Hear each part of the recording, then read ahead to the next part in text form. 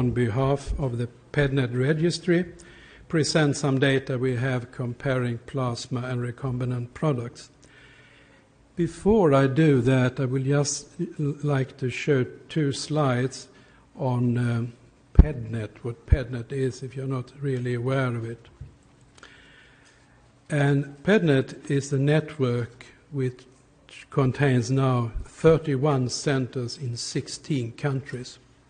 And together we have started the PedNet Registry in 2003. And we collect data on all hemophilia children diagnosed in our centers, all severities. Only those who are actually diagnosed at our center and where we have the full clinical record. For example, if a patient is referred to one of our centers, we don't have the previous history, it's not included in the PedNet registry. This is just a snapshot to show how it looked like, I think it's in January 2016. We have now included more than 1,500 children, and actually I just heard the other day that we are approaching 1,700 now. But just have a look, for example, if we take how it looked like for severe hemophilia A, we had early this year 884 patients, and 84 of them had already reached 50 exposure days, and we had follow-up data on 93% of the patients. We do annual follow-ups, and of course during the first 50 exposure days we have very rigorous reports. We have about 7,000 patient years. We know the mutation in about 90% of the patients, and what I think is very good is we have very few patients lost to follow-up. It's just 59 out of the 884, and then you must understand that if a patient moves from one center to another part of the country, we have to exclude the patient if he doesn't attend the center any longer. So I think it's quite good that we have only lost 59.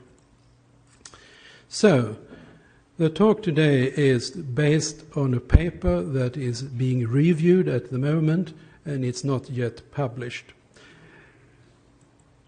And the objectives of this paper was to study the impact on development of inhibitors of recombinant versus plasma-derived products, of high versus low von Willebrand content in the plasma-derived concentrates, and also try to see if we could look if the viral inactivation procedure of the plasma-derived concentrates had an impact.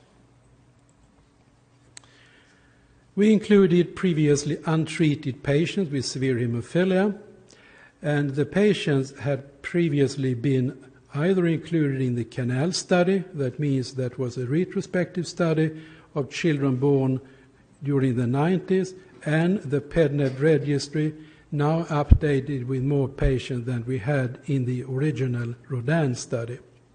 And this is the prospective study. Then, of course, one can wonder, can you actually merge these two together?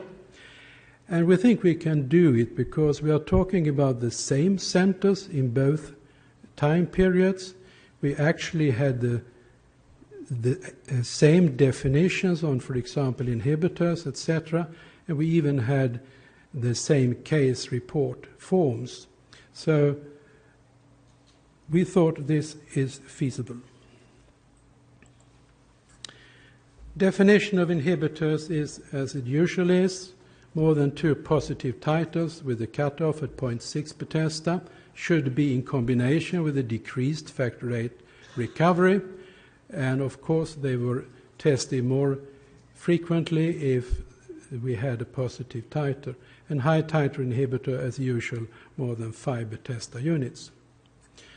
So the methodology was quite simple. We compared what we called class recombinant, that means all the recombinant concentrates together, versus class plasma-derived, all of them. Then we did an sub-analysis of the high von Willebrand factor containing plasma-derived concentrates versus the low with a cutoff for high and low being this. And then we divided the different virus inactivation methods in solvent detergent plus dry heat versus pasteurization.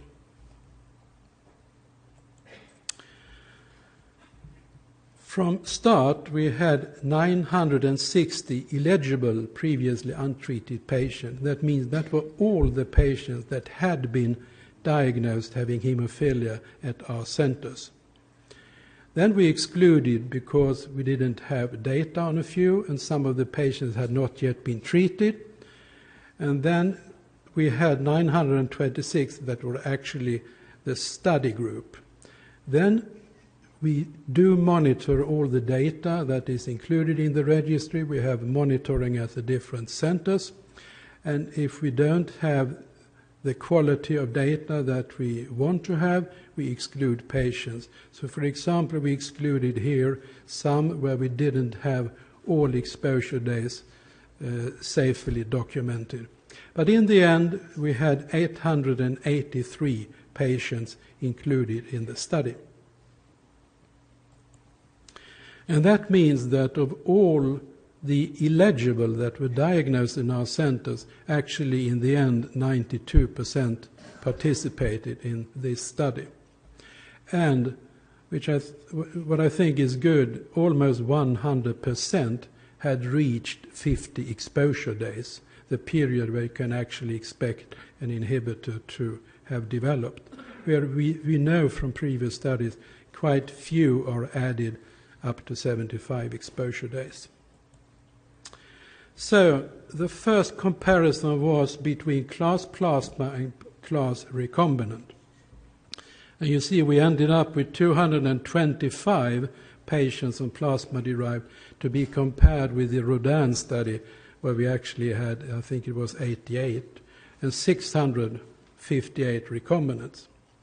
Then we have data on possible confounding factors, and here I show just the most important, the type of mutation, family history of inhibitors, and if the first treatment were given with high doses on consecutive days, because we know that may be a risk factor. And you see that there was hardly any difference between the groups. And if we look at all inhibitors, the figures are almost the same, 28% in plasma versus 29% in the recombinant group. And if we focus on high titer inhibitors, which I think we should do here, because we know that we diagnosed more low titer inhibitors during the last 10 years due to more frequent testing. So we should focus on the high titer, and then you see it's exactly the same figure for high titer inhibitors between plasma and recombinant. And this is expressed in another way with Kaplan-Meier curves. You can hardly see the difference between the two curves for recombinant and plasma-derived concentrates. All inhibitors here and the high titer inhibitors on the right.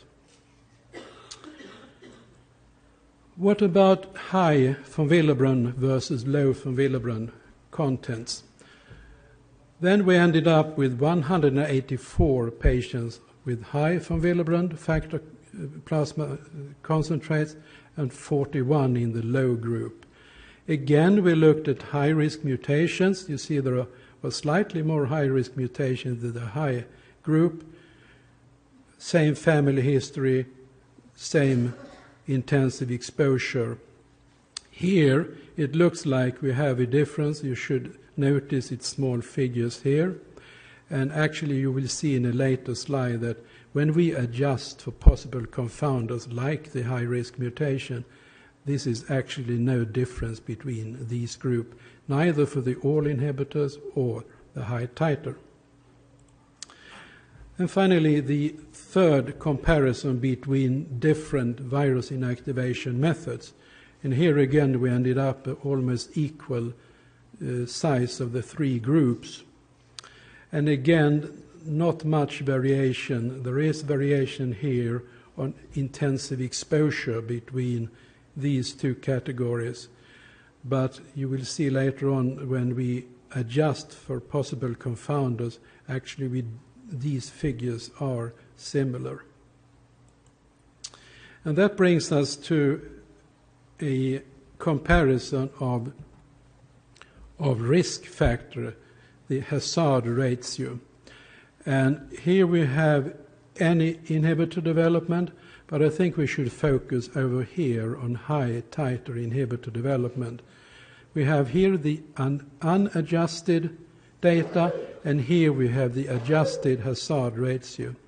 And we did adjust for known confounders, like the factor VIII gene mutation, family history of inhibitors, intensive treatment during the first 5 exposure days, if treatment was started as a prophylactic treatment or on a demand treatment, and also for age at first treatment. So if we look to the right, and if we take the recombinant as a reference, and it's 1, then the plasma-derived was 0.80. You see the confidence interval. This is no statistical difference.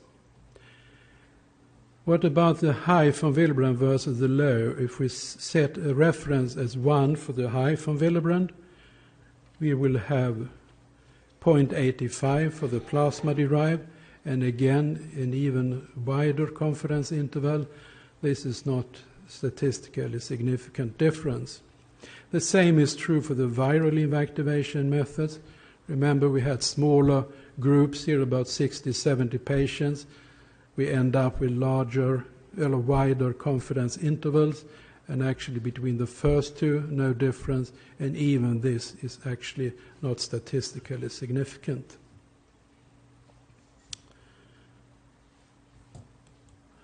So, with this new analysis that we performed, because we wanted to have a larger group of plasma-derived patients than we had in the original Rodin study, so we ended up with 225 treated on plasma-derived, and they were more or less 100% followed until the 50th exposure days.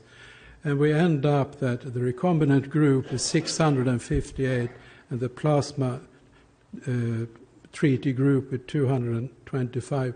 We couldn't actually see any difference in inhibitor development between these two groups.